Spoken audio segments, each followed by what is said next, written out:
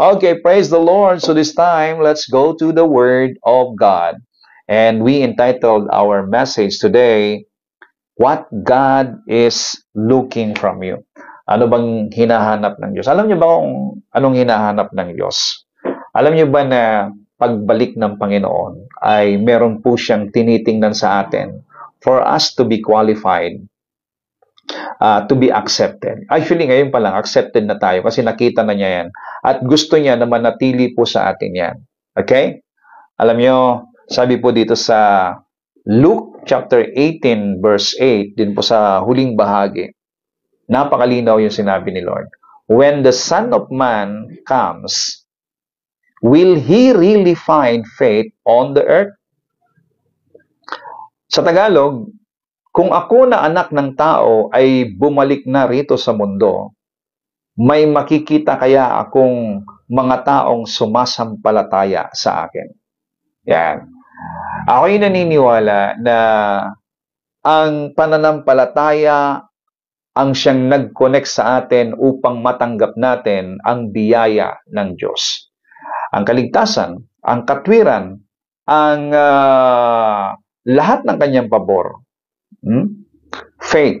Faith is very important for us to receive something from God. Yung katwiran natin, ang sabi po ng Romans chapter 1, verse 17, we receive the righteousness of God from faith to faith. Nagsimula sa pananampalataya, magtapos sa pananampalataya. Nagsimula ka sa pananampalataya kay Kristo at patuloy ka na tumatatag, lumalalim sa pananampalataya sa Kanya. Habang ikaw ay lumalalim sa pananampalataya, nararanasan mo ang mga pangako ng Diyos, ang himala ng Diyos, at naipapamuhay mo yung mga bagay na ginawa ng Diyos sa iyo. Faith is very important while we are here on earth. Habang tayo po ay nandito sa mundo. Bagamat ang pananampalataya ay merong hangganan dahil pagdating mo po sa langit, ang maiiwan na lamang po ay pag-ibig. Tatlo po ang pinakamahalagang bagay dito sa mundo na mananatili dapat sa buhay ng isang tao. No? Yan po ay hope, faith, and love. Okay? Yun ang tatlong bagay na yan. Diyan dapat umiikot ang buhay natin. Lagi kang mayroong pag-asa. Lagi mong nakikita na merong magandang bagay na mangyayari sa buhay mo. Kahit gaano kasalimuot ang sitwasyon mo ngayon, kahit gaano karami kang problema, dapat maintindihan mo na sa Diyos may solusyon. Sa Diyos merong inihandang mabuting bagay sa iyo. Sa Diyos meron siyang pangako na mangyayari sa buhay mo. Sabi nga ng isang kaibigan ko ay, ang pangako ng Diyos ay tapos na. Ibig sabihin, ibinigay na niya sa iyo. So, kinakailangan na lang mabuksan yung kaisipan mo at yung pong mata ng ating pananampalataya upang makita natin na ang pangako ng Diyos ay nasa sa atin na. So, faith is expecting good things and something good to take place into your life. Kaya kapag meron ka pong pag-asa, excited ka lagi sa buhay. Pag ikaw ay puno ng pag-asa, you are energetic and there is always rejoicing in your flesh. In your spirit, mula sa espiritu mo, patungo sa iyong isipan, damdamin, and even your flesh feels the joy of the Lord. Nararamdaman yung pong kagalakan ng Diyos kapag buhay ang pag-asa. At kailangan natin yan habang nandito po sa mundong ito. Sabi nga ng mga tao, kahit na hindi kumikilala sa Diyos, habang may buhay, may pag-asa. So, habang may buhay, may pag-asa. Kaya, alam mo ninyo, huwag po tayong mawawalan po ng pag-asa. At syempre, ang pag-asa nating mga Kristiyano, galing po sa salita ng Diyos. Okay? So, pangalawa is faith. Ito nga yung pinag-uusapan natin. At faith na yan, very important yan. Kasi, yan ang nagko-connect sa atin sa Diyos. You cannot be connected to God without faith. And God cannot be pleased to anyone without faith. And katulad po ng ating binasa dito na sinabi ng ating Panginoon Jesucristo in Luke chapter 18 verse 8 sa huling bahagi, pagbalik ng Lord, ang kanyang hahanapin sa iyo, pananampalataya. And I do believe that even in rapture, yung faith na yan, because in that faith, there is the Spirit of the Lord. Faith. Pero yung pong pinaka-importante talaga para sa pamumuhay po natin, application natin sa ating kapwa, and even of course to God is love. Love. That is the very nature of God. And that is also your very nature now. The Christian nature now that you are in Christ, in this new created being, in this new new creation in you, your new nature is love. Because God is love, your nature, because you are born of God, is also love. Pakisulat nga po ninyo dyan, mga kapatid. I have the nature of love. Ang pag-ibig po, kahit wala na tayo sa mundong ito, mananatili po iyang pag-ibig. Kasi pagdating mo sa langit, pag-ibig. No? You cannot enter heaven without love, my friend. And the reason why you can enter heaven is because God gave you that very nature, His very nature, and that is love. Kaya nga po kapag ito po yung maipapamuhay natin, tayo pong mga Kristiyano dito sa lupa, yung pag-ibig na yan, ay walang bangayan, walang away-away. Meron mang hindi pagkakaunawaan sa mga maliliit na bagay, pero hindi po yun ang dahilan ng hiwalayan. Hindi po yun ang dahilan ng pagkawatak-watak. Hindi po yun ang dahilan ng pagkasira-sira. At hindi rin yun ang dahilan para siraan mo ang kapwa mo. No? Love. Love covers the multitude of sin. Ika nga. Dahil po sa pag-ibig ng Diyos, yung pong kasalanan natin ay natanggal, no? Covers the multitude of sin. Kaya kung ikaw ay meron pong pag-ibig, meron mang pagkukulang, pagkakamali ang iyong kapwa, makikita mo ngayon na you can overlook all those. You can accept them. You cannot, don't allow the spirit of the enemy of, division, sabi nga ng Galatians chapter 5, verse 19 to 21, the work of the flesh is very visible. At kasama po doon yung pagkawatak-watak, siraan, at pagalingan. Nandiyan po yan.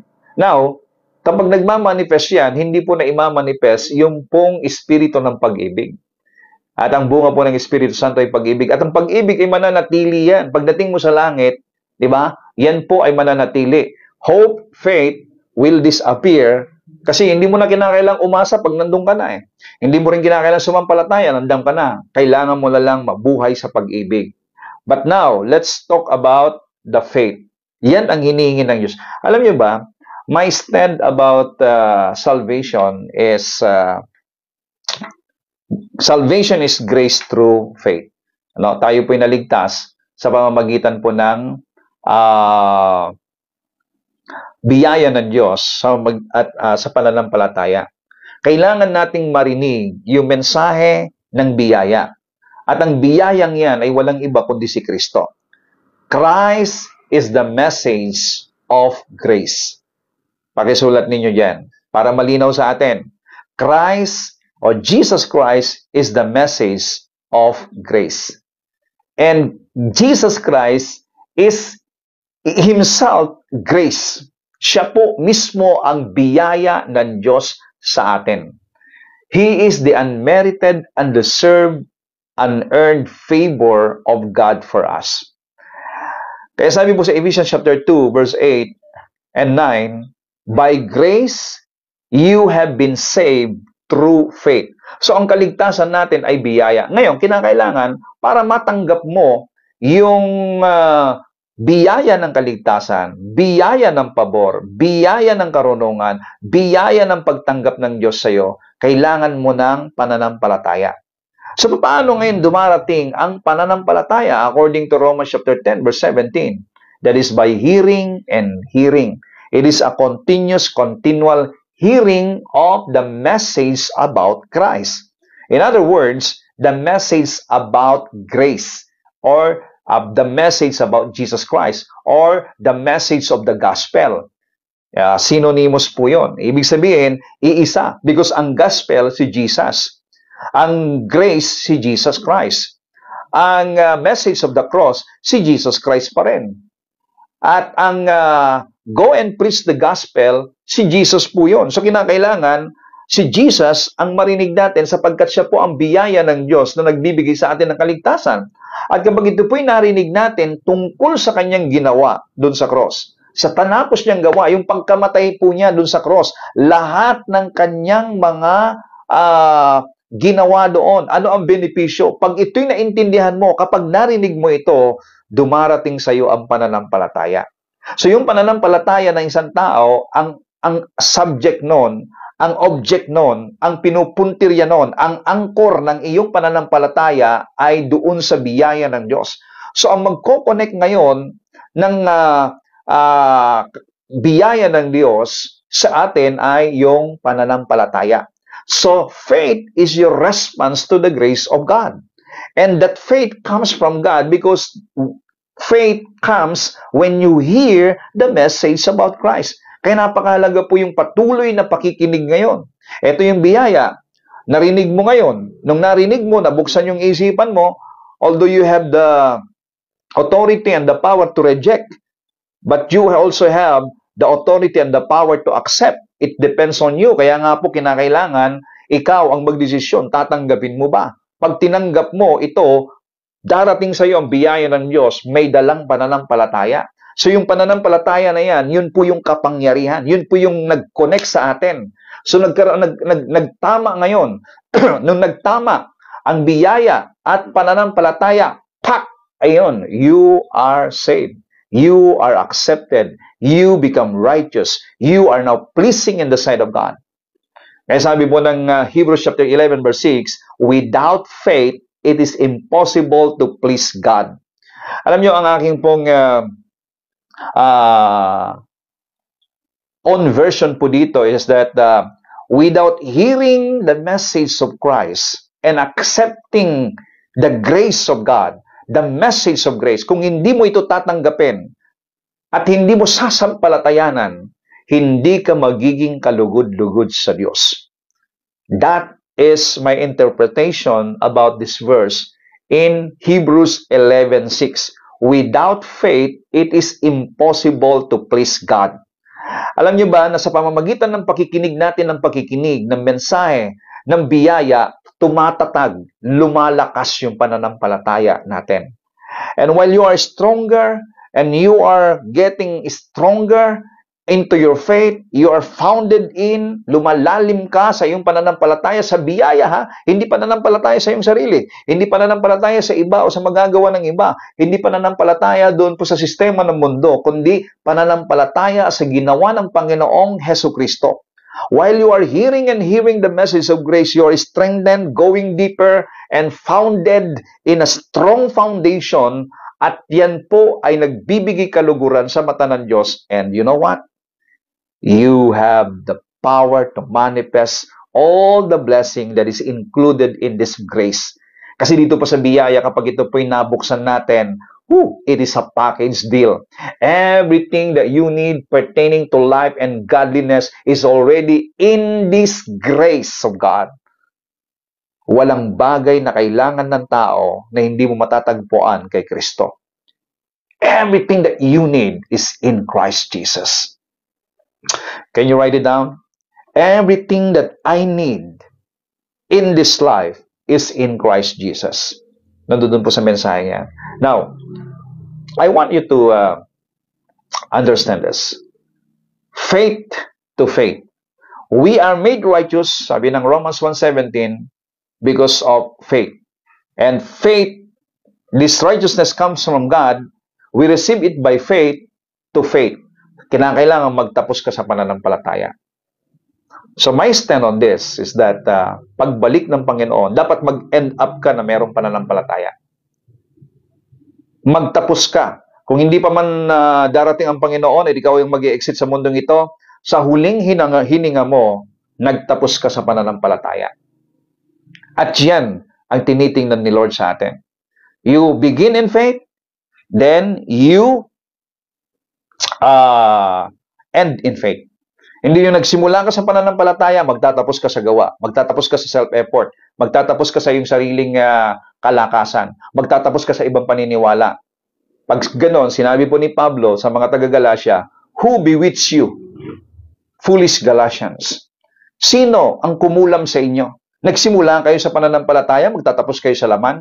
Kapag magtapos ka sa laman, tapos ka. Pag magtapos ka po sa self-effort, tapos ka. You have fallen from grace, sabi po ni Pablo. Ano? Pag nagsimula ka sa pananampalataya at pagkatapos ay magtapos ka sa ibang paniniwala kay Kristo and you reject Christ, para sa akin, wala nang muling maipako sa cross para sa kasalanan. And listen to this. My stand on salvation is this. When you receive your salvation, you cannot sin out your salvation. What I mean is that you cannot sin out your salvation. Kahit anong nagawa mong pagkakamali, hindi ko sinasabing nabubuhay sa kasalanan, ha? Kahit anong nagawa mo, nagkamali ka man, kasi nga po, ang tao po na nasa Panginoon, tinanggal na po siya sa kasalanan. Tinanggal na ang kasalanan sa kanya. At tinanggal na rin yung sin nature sa kanya. That's what I believe. That's what I stand. Because Christ made us righteous. And we are made pleasing in the sight of God. Kaya lang, ang nagtanggal sa atin si Kristo. Ang naglinis sa atin si Kristo, ang kanyang dugo. At naging epekto ito because of our faith in Christ Jesus. We received this by faith. We received a blessing by faith. Ngayon, kung magtatapos ka rejecting Christ, you cannot sin out your salvation. Ano man ang nagawa mong pagkakamali, the Lord has already been washed you by His blood. It is the blood of Jesus Christ that washes you. It is the blood of Christ that cleanses you. And there is a continual power of the blood of Jesus Christ that washes you from any sin. Ngayon, sasabihin ng iba, patuloy pala akong nalilinis, no? May lamok. Patuloy pala akong nalilinis. Sa aking mga kasalanan, hindi pwede akong gumawang kasalanan. Pwede akong gumawa ng mali. Kasi meron palang patuloy na naglilinis sa akin at yan ay ang dugo ng Panginoon sa Kristo. Kapatid, you have a new created being, spirit. You have a new mind. Renew your mind. That's not the mind of a new creation. The mind of a new creation is living in the Spirit. Not living in sin. Not living in, pwede na pala akong gumawa ng kasalanan kasi nalilinis naman ako. Malinis ka na at patuloy kang nililinis dahil marami tayong mga naririnig na mga negatibong salita at mga salita ng tao na laban sa salita ng Diyos. And this word, the word of God, continually cleanses us, cleanses our thinking, our mind, and the blood of Jesus Christ washes away all our infirmities or whatever sin or transgression in us, and even our wrong decisions. Patuloy tayong nililinis. So we cannot, nandoon ang protection ng Lord. In our salvation, we have protection. You are protected. The Lord protected you. Why? You are in Him. You are in Christ. At tinanggap mo si Kristo because you decide, you believe to receive Him. At ang nagbibigay ng nagpapanatili ng kabutihan ng Diyos ay si Kristo na nasa sayo. At si Kristo nasa sayo because of faith. Faith. Now, ang kaligtasan ba pwedeng mawala? Kasi mayroong nagtanong sa akin, eto na. May nagtanong sa akin, Pastor, ano ka ba? Osas ka ba? Hindi ko alam yung ibig sabihin ng osas eh. Sabi niya, once saved, always saved ka ba? Ayan. Once saved, forever saved ka ba? Ayan po ang tanong nila. Sa akin, I have the protection. I am protected. I am covered by the blood of Jesus Christ. My salvation is secured in Christ. Okay. Kinakailangan malinaw sa atin ha. My salvation is secured in Christ. I have eternal life in Christ. No one can take me away from Christ. So in Christ, I have my security. And there's no sin that can separate me from Christ. Okay? There's no sin. But you know what? My stand on this. Ang iba kasi kapag nagkasala ka, mawawala yung kaligtasan mo. At kapag nawala yung kaligtasan mo, mag-repent ka, balik ka ulit. So, ibig sabihin, mawala, balik, mawala, balik. So, hindi rin doon ang aking paniniwala, no? Ang paniniwala ko, you are protected by the Lord. But, listen, your salvation might be possible to be taken away if you don't remain in faith. You must stay in faith. Kasi ang sabi nga po dito sa Luke 18:8, pagdating ng anak ng tao, meron kaya siyang madatnang may pananampalataya. If you reject Christ, you withdraw your faith from Him. After that the Holy Spirit testifies about Christ. Kasi yung nagpapatotoo sa atin ang Espiritu Santo. No? Then, you rejected Christ. After that you received the Holy Spirit, after that you tasted the goodness of the Lord, once you reject Him, meron pong kasalanan na hindi mapapatawad. And you know what's that? That is the sin of blasphemy. Blasphemy is rejecting the testimony of the Holy Spirit. The testimony of the Holy Spirit is this: Christ is the Savior. Christ is our redemption. Christ is our eternal life. Christ is our salvation. Christ is our favor. Christ is our blessing. Christ is the wisdom of God. He is the wisdom of God. So, that is the testimony of the Holy Spirit. And once you believe, hallelujah, then you have that eternal life. But once you reject, after that you've tasted, after na naraman mo, naintindihan mo lang, you rejected. At ito'y nangyayari dahil sa hindi na pakikinig ng salita ng Panginoon. At we're gonna talk on that tomorrow. Kung paano tayo lumago sa pananampalataya. Kasi kung hindi ka lumalago sa pananampalataya, pwedeng nangihina yung pananampalataya hanggang mawala yung pananampalataya mo kay Kristo. Once a person or a Christian maharden yung kanyang puso, no? At he rejected Christ. I'm not talking about sin, nanlamig, hindi nagsisimba. Hindi ibig sabihin na wala ang kanyang kaligtasan. Kasi yung taong yan, maaring siya po ay sumasampalataya pa rin sa Panginoon bilang tagapagligtas. The sin of blasphemy is rejecting Christ as your Lord and Savior just after that you receive Him, just after that you've tasted the goodness of God. Pagkatapos na natikman mo ang lahat at naranasan mo, yun po ang sinasabi po ng Hebreo, no? Natikman mo ang lahat, then wala nang pangalawang may papako sa cross.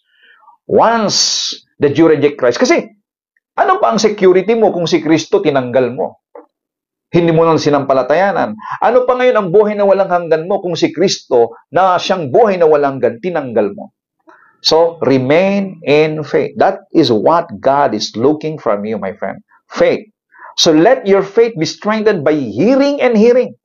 So, ang sabi ng author po ng Hebreo, sila'y mapapahamak. Pero, hindi tayo kabilang sa mga mapapahamak. So, ikaw, hindi kabilang sa mga mapapahamak sapagkat ikaw ay nananatili sa pananampalataya kay Kristo. You remain in faith. In Christ Jesus. Meron po sinasabi po ng John, in 1 John chapter 5, na sinasabi kong ipanalangin nyo ang mga taong nagkakasala na hindi humahantong sa kamatayan ang kanilang kasalanan. Pero merong taong ang kasalanan ay humahantong sa kamatayan, na ang ibig sabihin, yung pong kasalanang humahantong sa kamatayan ay yun po yung unbelief or kawalan ng pananampalataya kay Kristo. Kaya po winarningan ni Pablo tayong mga hentil doon po sa Romans chapter 11 na ang mga Hudyo na pinili ng Diyos, bagamat sila ay kalahi ng ating Panginoong Hesukristo, dahil sa hindi nila pagsampalataya sa Panginoon, dahil hindi sila sumampalataya, sila po na tunay na sanga ng egos ay tinanggal. So bakit sila tinanggal? Because they don't believe in Christ.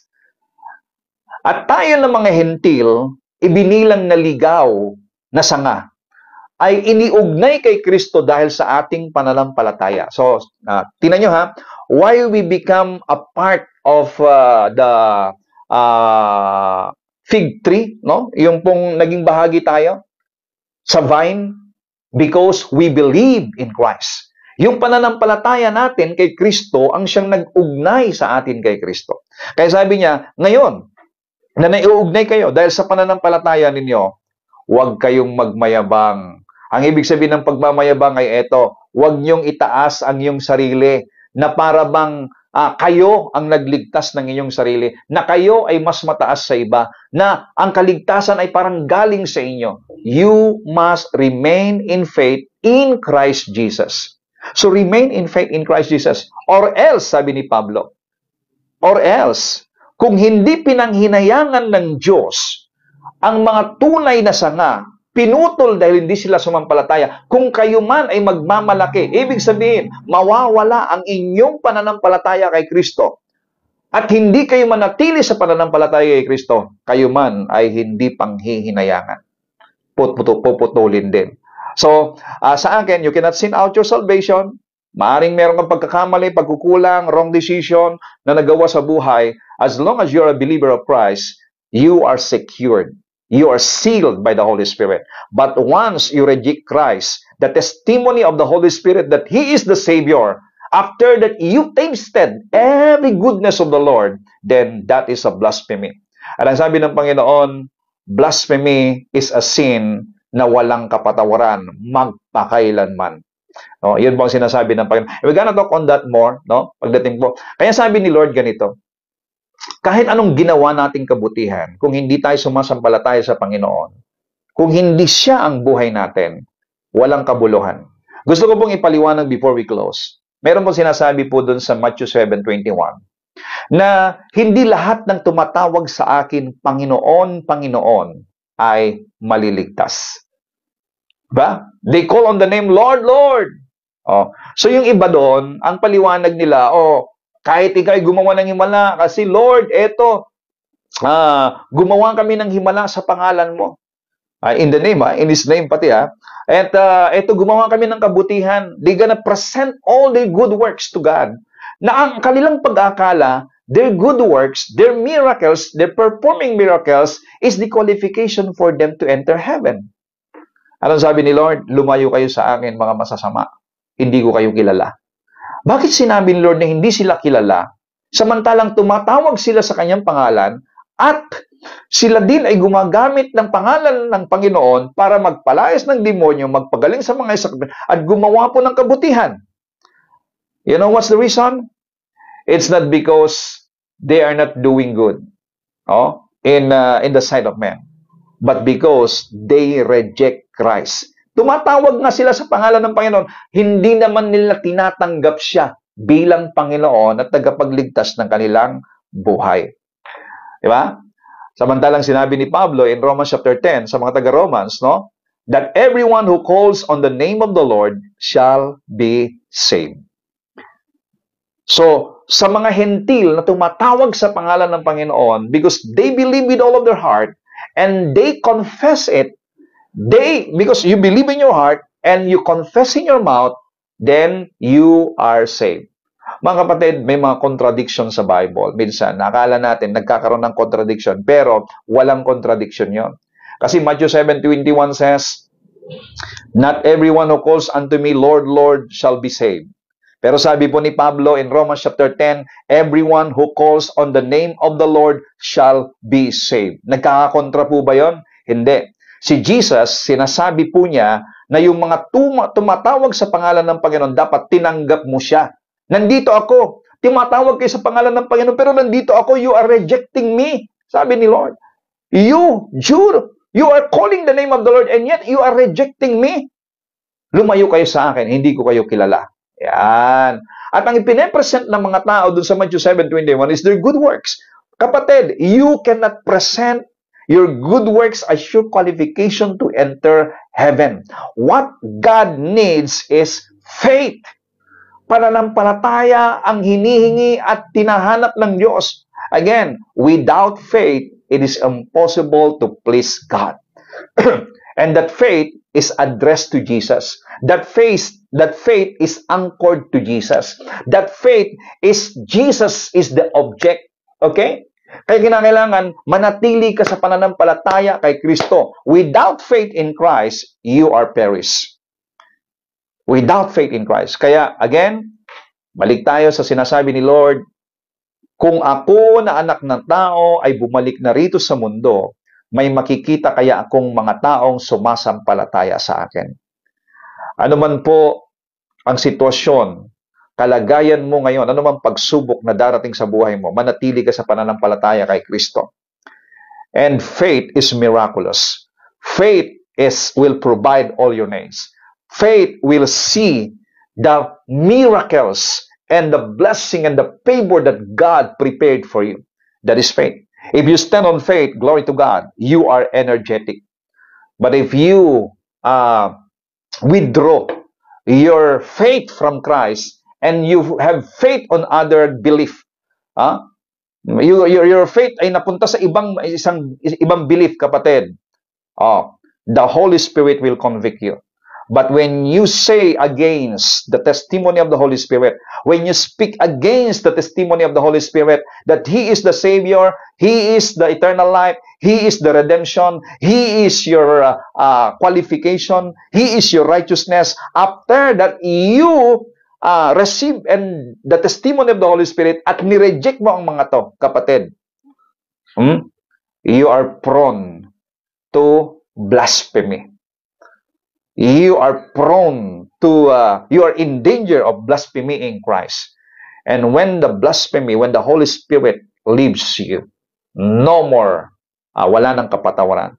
So, it's hard for your salvation to take away. And it cannot, no one can take away your salvation as long as you are standing in faith in Christ Jesus. At ikaw, ako, tayo ay wala sa mapapahamak sapagkat tayo'y nananatili sa pananampalataya kay Kristo. Pakisulat nga po ninyo dyan, I stand, remain strong in faith in Christ Jesus. Therefore, I shall not perish. Hindi ako mapapahamak. At pagbalik ng anak ng tao, yan ang makikita niya, yung pananampalataya sa atin. And that is what God is looking for you, from you, my friend. And I tell you, if you stand on this faith, you shall see and experience the miracle of the Lord. And salvation is secured on us. Your salvation is secured. Your salvation is protected. Your salvation cannot be snatched out from anyone. It cannot be snatched out from by the devil. Why? You stand on faith in Christ Jesus. Kaya nga, don't get out from your victory ground. Your faith is your victory ground. Your faith is your victory to conquer the world, to conquer the enemy, to conquer circumstances. That is faith. So be strong and stand on faith, because that is the faith that is so pleasing in the sight of God. Faith in Christ Jesus. Father, thank you so much for giving us understanding about what you want to see from us, Lord, on the day of your coming and every day of our lives. Sa bawat araw ng aming buhay, ninanais mo na makita ang katatagan ng aming pananampalataya. At sa araw-araw, hayaan mo na mapatatag ang pananampalataya ng bawat isa, Panginoon. Sa pangalan ni Jesus, I declare, Amen and Amen.